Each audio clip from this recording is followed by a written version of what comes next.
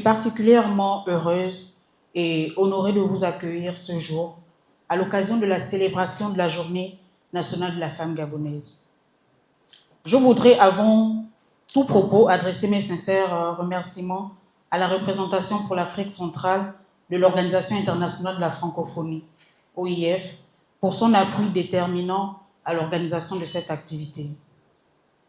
Je salue également la présence de toutes ces femmes, de toutes ces jeunes filles et acteurs de la société civile ici réunis. Votre engagement donne toute sa valeur à cette rencontre.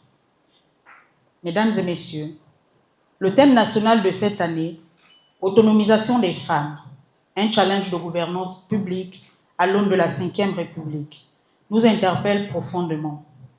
Il souligne que l'autonomisation des femmes ne relève pas uniquement de l'initiative individuelle, mais qu'elle dépend aussi de la qualité de nos politiques publiques, de nos institutions et de notre volonté collective à garantir l'égalité. C'est dans cette dynamique que s'inscrit notre table ronde organisée autour du thème « Droits des femmes et des filles au Gabon, réalité, défis et perspectives ». À travers cet espace d'échange, notre objectif est clair: informer les femmes et les jeunes filles sur leurs droits, favoriser un dialogue ouvert sur leur réalité, identifier les obstacles persistants et surtout faire émerger des pistes de solutions concrètes. Nous voulons ici donner la parole aux premières concernées afin que leurs expériences contribuent à nourrir la réflexion et à orienter l'action. Mesdames et messieurs, cette rencontre se veut un cadre participatif, inclusif et constructif.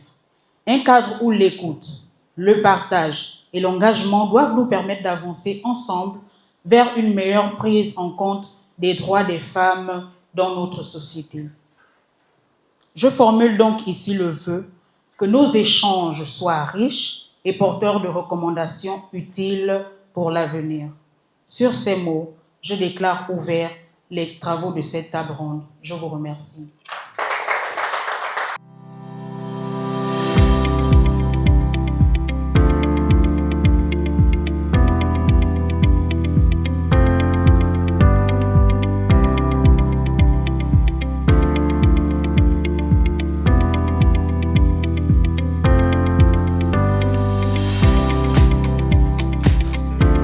Je suis maître Léna Bungoto, issue de justice près les juridictions de Libreville.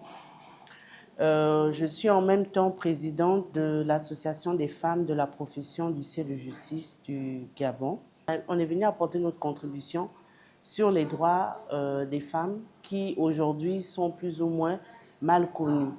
Nous tenons déjà, premier abord, à féliciter les efforts faits par le gouvernement qui a mis en place un mécanisme visant à la protection des droits des femmes, notamment la loi portant sur l'élimination des violences faites aux femmes.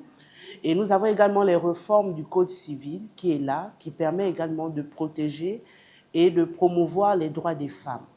Aujourd'hui, avec ces réformes sur les violences, par exemple, faites aux femmes, les femmes ont la possibilité de se tourner vers les autorités compétentes, notamment la justice, pour avoir plus ou moins réparation, sinon assurer la garantie et la protection de leurs droits. Aujourd'hui, c'est la journée nationale de la femme gabonaise. Donc, qui dit femme gabonaise dit parler de ses droits.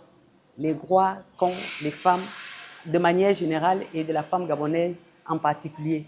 Donc, l'expérience que nous avons partagée aujourd'hui, c'est cette expérience qui amène les femmes à connaître davantage leurs droits et à les promouvoir et les défendre. Et pour promouvoir ces droits, il faut d'abord les connaître.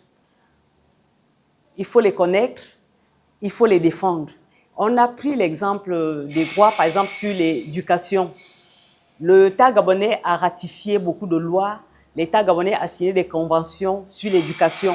Mais nous nous rendons compte que plus de 20% des filles et des femmes sont encore analphabètes. Parce que quoi? Nous ne connaissons pas nos droits, nous ne savons pas que nous devons aller à l'école.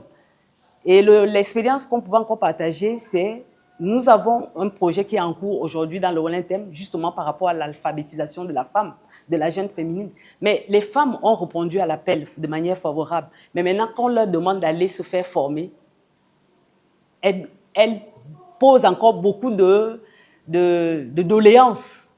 Pendant qu'on a payé l'inscription, vous voyez que si la femme prend connaissance qu'elle doit se faire former, je crois que c'est pour son bien, pour qu'elle soit émancipée demain, parce que justement les femmes sont économiquement faibles, je crois qu'elle irait sans demander encore d'autres conditions.